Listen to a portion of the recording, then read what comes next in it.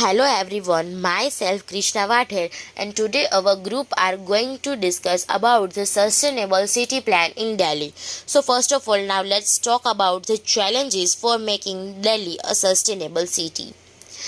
The population of Delhi has crossed the 16 million mark in 2011, making it the second largest urban agglomeration in the country. Delhi stretches along the banks of Yamuna River and is also situated on the water divide like the Arvallis Ridge diving two mighty river systems, the Indus falling in the Arabian Sea and the Ganga draining into Bay of Bengal.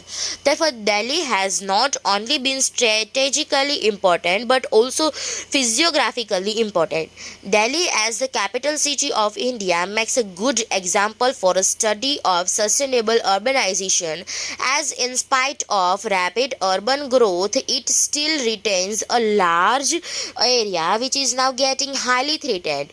90% of city area is underplanned green, and also within the heart of its urban area lies a forest ecosystem and a river ecosystem. The rapid urbanization has modified most of the above ecosystems. Lowlands have been encouraged by urban development. Natural forests have been degraded. Many storms water drains are transformed into dirty water drains and covered up. Lakes and ponds have been filled up or converted into garbage dumps. One such storm's drain, Sunehri Nala, near Dyal Singh College on Lodi Road, was covered to make a parking lot of the JLN Stadium. A news piece in the Hindu in 2002 revealed that the water quality of river Yamuna has been classified as E as per Central Pollution Control Board's nomenclature for degraded water quality, which indicates that Yamuna water is unfit for any use. Furthermore, it is noteworthy that Delhi's biodiversity wealth has been killed by international sporting events in post-independence period. Urban expansion in India is accompanied by complex effects on local and regional biodiversity, ecosystem services, and forest cover because of a combination of socio-demography and lifestyle changes in urban areas. So these are the challenges for making Delhi a sustainable city. Now let's talk about the solution and plans for making it a sustainable city. And now I would like to pass this opportunity to my next fellow mate Vinay Chilumula. Hello everyone, I'm Vinay Chilmula and my topic is about the possible solutions or the ideas for the problems faced from air pollution and water management in Delhi. Firstly, air pollution. The measures taken for air pollution in Delhi are the management of dust, usage of Pusa biodecomposers, installments of smog towers. So far, the smog towers have shown a positive effect. Reduction of garbage burning and traffic emissions. Green war rooms have strengthened, and a public campaign will be launched. A program management until been set up by the Green War Room with the support of the University of Chicago and GDI partners. After all, 50 environmental engineers have been inducted into it.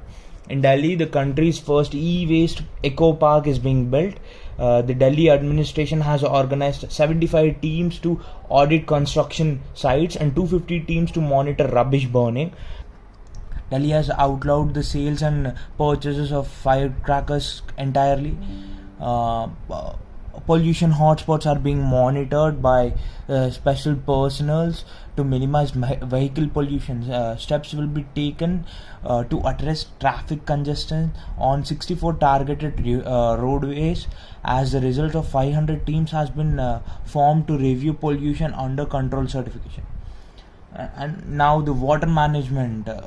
And now for the water management, the ideas and possible solutions which were implicated or are on the way to being implicated are taking measures to make sure the sewage treatment plant functions properly, encouraging the small use of decentralized sewage treatment plants to recycle the water, encouraging more and more rainwater harvesting. The government should make rainwater harvesting mandatory for all the residential apartments, individual houses, corporate houses, and industrial units.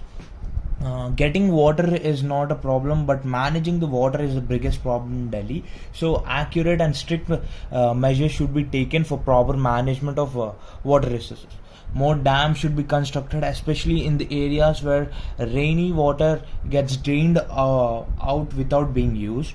Proper legal enforcement of water should be emphasized. There should be a demand side management instead of more focus being given to supply side management. Recharging the groundwater. The DGP should distribute water equally to the all locations instead of supplying water to the VIP zones more than the common people localities. More and more tree plantation to replenish the groundwater level. So these are a few ways by which water problem can be reduced in Delhi. Thank you. This is the end of my topic. Thank you. Hello, my name is Joseph Jackson Paul, and I will be talking about urban agriculture and the implementation of green architecture in Delhi. Delhi is a state which comes under the vicinity of the river Yamuna, and hence along the banks of river Yamuna there is an extensive spread of farmers in that area, which leads to urban agriculture there. Being on the banks of river Yamuna, the place is very fertile. The place has very fertile soil which is rich in nutrients which help in the growth of crops, which in turn help with urban agriculture. As the population of a place rises, the food supplements should also be increased for the survival of the community, and hence with the increase in the population, the place with urban agriculture will prosper more, and hence Delhi being a part of the Yamuna river, it has an extensive possibility of urban agriculture there. In the nation's capital, urban agriculture has not only helps the farmers get profits, but also to get good crops to the people to help them lead a healthy lifestyle. A proper planning in these agricultural areas will reap more profits and will make that place even more better for the cultivation of crops. The crops and the seeds of those crops are directly given to the farmers by the government, and the irrigation is also directly through the river Yamuna. So, and Delhi being a tropical place which has moderate rainfall, the rainfall and the irrigation from river Yamuna and the crops and the temperatures there also help in the growing of the crops. Delhi being the capital, it is also a hub to a lot of educated people who are getting into farming and the agricultural sector to provide better crops and better earnings to the farmers and the people. Urban agriculture also includes fishery. While being near the river Yamuna, there are also a variety of fish found there, which also helps in the fish market. The diversity of Delhi is also reflected in the farming community. It attracts people from all over the place for its rich heritage and the rich culture that place provides. And with such a great impact that agriculture has on Delhi, it is important to know about the urban agriculture that is prevalent in Delhi. Now the next point will be coming to the point of green architecture. So what is actually green architecture? The field of architecture is at a phase where new scopes and new designs are coming into place, where people want something unique that they live in, and the structure that they are, it has to have some uniqueness. Especially in Delhi, there is a growth in infrastructure, which also means growth in green infrastructure. Green architecture basically is an extended form of architecture where buildings are built while keeping nature and the environment in mind, so that we do not mess with the environment and that every being in that community or that localized place is safe and they live a life fruitfully. A few examples of green architecture or green techniques are cavity walls, low E-gaze glasses, using construction waste. For example, we can reuse the organic waste and use it as fertilizers for the plants. Then you have low water faucets and motion sensors. Motion sensors save electricity as they are activated only when motion is detected. So unnecessary electricity will not be used when you use motion sensors. Green architecture also includes including plants in the building and to make little botanical places where you can grow your plants inside the home, which also helps in keeping the environment safe and also to providing for the family. The required vegetables and the fruits can be grown in your garden. A few green architecture or places in Delhi are the Garden of Five Senses, the Aravali Biodiversity Park, and the National Rose Garden. Thus, I come to the end of my part and I thank the leader for giving this opportunity to me. Hi, my name is Charasaro, and today I will discuss about the Sustainable Community Plan of Delhi.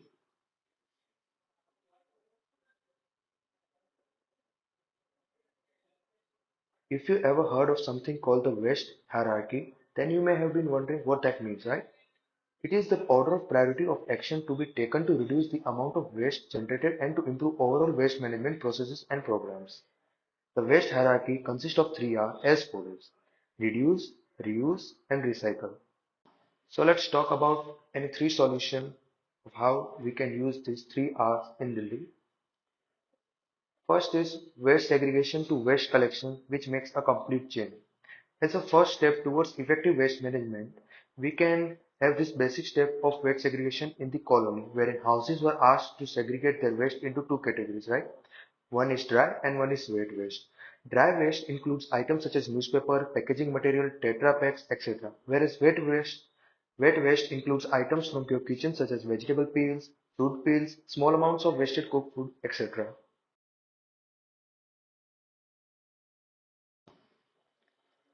Second is waste to wealth, a second part to effective waste management in Delhi.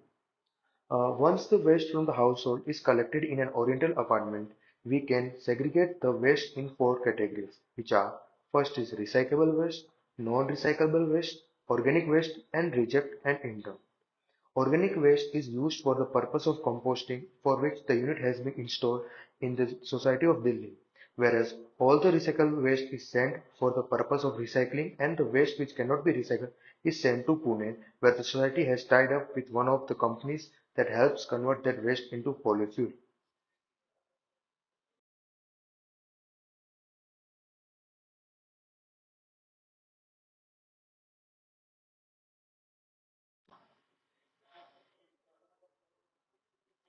Third is there is more than just dry and wet waste. So apart from managing the two of the bulk categories of waste, dry and wet waste, in an effective way, the Oriental apartment has also been leading the way in handling e-waste and menstrual waste. What the society has done is simple. With the ideology of not dumping anything in the dustbin carelessly, the apartment has educated as its society members to even send their e-waste for recycling by calling different e-waste units home. Along with that, in Delhi, women of society have been made aware about using compostable or eco-friendly pads or menstrual cups. Last one is after recycling, residents following two other R's of waste management, which are reuse and reduce. So it's not just about managing the dry wet and other types of waste well. It is also about initiating the practice of generating less waste, right? So Oriental society has also mastered this technique by educating each and every member of the society on how they can replace plastic waste from their life and switch to eco-friendly alternatives. In Delhi society, where 150 families are living, no one uses plastic cutlery at home, nor utilizes any type of disposable items. The members have switched to steel cutlery and during parties call out either for eco-friendly cutlery or simple uses the steel ones. Other than this, sustainable city also needs healthy citizens, and for that we should encourage healthy diets to them. A healthy diet is essential for good health and nutrition. It protects you against many chronic, non-communicable diseases such as heart diseases, diabetes, and cancer. Eating a variety of foods and consuming less salt, sugars, and saturated and industrially produced trans fats are essential for healthy diets. Some of the tips for a healthy eating are: first is base your meals on higher fiber starchy carbohydrates. Second is eat lots of fruit. Third, eat more fish, including a portion of an oily fish if you are a non-veg. Fourth is cut down on saturated fat and sugars. Fifth is eat less salt, not more than 6 grams a day for an adult. Sixth is get active and be a healthy weight. Seventh is do not get thirsty, be hydrated.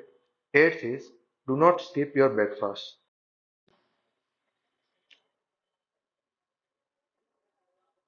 Also, managing food waste is one of the reasons a city can be sustainable. As per the reports, an estimated 7.5 tons of food is discarded daily across the 400 Safal outlets in Delhi. Approximately 84.7% of the total food waste recorded was thrown in the bin, while the rest was either fed to the poor or some animals in Delhi. Food waste is a bigger problem than many people realize. So, here are some of the solutions which might lead to a decrease or a down. Thank you, Saurav. Now, I, Dakshita Chokyal, will tell some further information about the electricity reconnecting cities with surrounding rural areas, building expertise in town planning. 70 years after independence, India is racing to connect thousands of villages with electricity as it looks to accelerate growth whose dividends are distributed to all. The new year will see the government accelerate efforts to achieve the mammoth task of reaching power to more than a quarter of a billion people who lack access to electricity. Year 2017 was an important year when government unveiled rupees 16,320 crore. But now, in September, it provided electricity connection to around 4 crore families in the rural and the urban areas. Now, how can we help to rural areas for getting the electricity? Providing a connection would not help the poor people, particularly in rural area. In order to boost the electricity consumption, particularly in the rural areas, under the Saubhagya scheme, which has planned by me installation of more and more prepaid meters. Several occasions talk about the installation of prepaid as well as smart meters in the coming days for online generation, service and payment of electricity bills without the human interface. The object of Saubhagya scheme is to provide last mile connectivity and electricity connection to all households and rural and urban areas.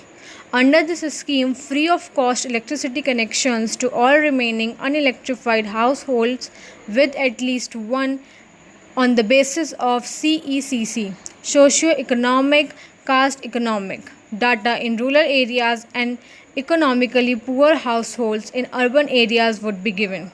The other families would be charged a sum of rupees 500 per household in 10 equal installments with the bill.